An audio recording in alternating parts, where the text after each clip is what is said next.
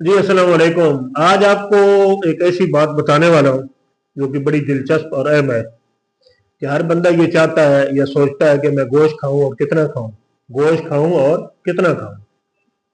मैं ये कहता हूं कि आप 5 किलो तक भी गोश्त खा सकते हैं, फिर कैसे खाएंगे, पकेगा कैसे, वो मैं आपको बताता हूँ। ऐसा नहीं होता जो औरतें पकाती हैं गोश्त वो बंदा 5 किलो खा रहा है, नहीं। उसके खाने का तरीका ये होता है कि आप गोश्त खरीदें, गोश्त खरीदने के बाद उसको धो के नपेड़ लें अच्छे तरीके से, यानी उसके अंदर पानी ना हो, नपेड़ लें। और लपेटने के बाद आप उसको हंडिया में या किसी बर्तन में जिसमें आपने पकाना है उसमें रखें। उसमें आपने करना ये है कि थोड़ा सा नमक और हल्की सी काली मिर्च, एक लेमू और दो छोटे छोटे टमाटर आपने काट के उसके ऊपर फैला देने। उसके अंदर लाल मिर्च नहीं डालनी, उसके अंदर सब्ज मिर्च नहीं डालनी, उसमें अदरक या लहसुन का पेस्ट नहीं डालना। वो डाल दें और उसका ढक्कन ऊपर से कस दें।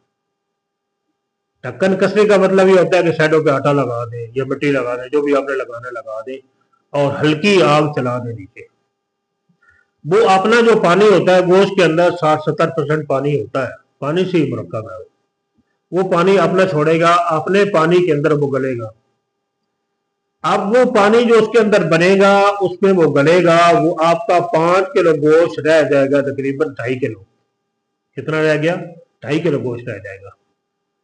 और जब वो गल जाएगा उसके अंदर मजीद आपने तकरीबन 30 ग्राम सिरका, रितु एंड सन्स का सिरका, अंगूरी सिरका, वो 30 ग्राम उसके अंदर फैला देना है, फिर उसको दम देना है। और वो बोटी ऐसे आपकी हो जाएगी, उस गोश्त की बोटी ऐसे हो जाएगी कि जब आप उसे पकड़ेंगे ना तो वैसे लगेगा जैसे फलूदा है, बिल्कुल गला हुआ, और वो आपके जिस्म को नुकसान नहीं देगा।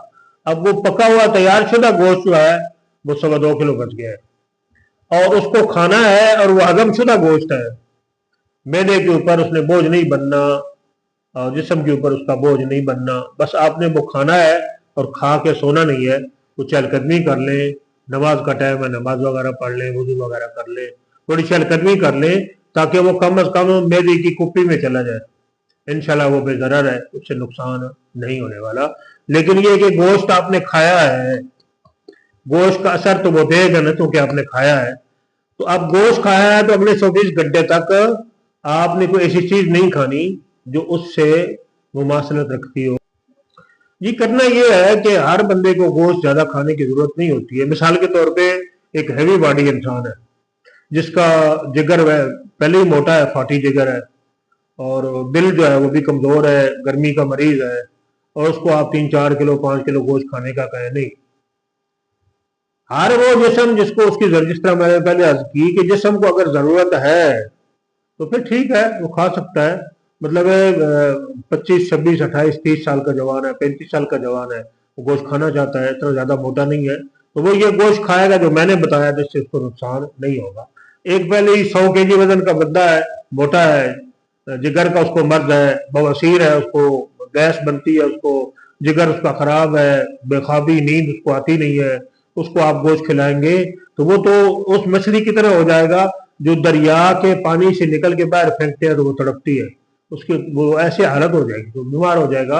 ऐसा नहीं करना, ऐसा नहीं करना। जिस्म को उसकी जरूरत है और वो खाना चाहता है, उसका शौक है गोश्त खाए, तो वो ये गोश्त खाए जो मैं बता रहा हूँ, वो गोश्त न खाए जो औरतें बनाती हैं। हाँ, वो सालन की फार्म में बन सकता है, 10 बंदों का खानदान है तो 1 किलो गोश्त पकाते हैं, कोई हर्ज नहीं। उसके अंदर टिंडे डाल रहे हैं, उसके अंदर कद्दू डाल रहे हैं, उसके अंदर तोरी डाल रहे हैं, दाल मूंग दाल माश डाल रहे हैं, कोई नहीं। वो शोरबे वाला उसको सालन कहते हैं। उसके हिस्से में 2 बोटियां आनी है, 30 ग्राम या 40 ग्राम 50 ग्राम आएगा, तो वो ठीक है।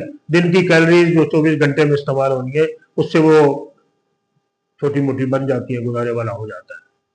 तो एक्स्ट्रा अगर खाना है तो फिर एक्स्ट्रा खाने के लिए तो वजूद के अंदर हिम्मत होगी, हजम करने की हिम्मत होगी, या जिस्म को उसकी जरूरत होगी तो फिर ही खाएगा, अदरवाइज उसे नहीं खाना चाहिए। जज़ाकल्लाह।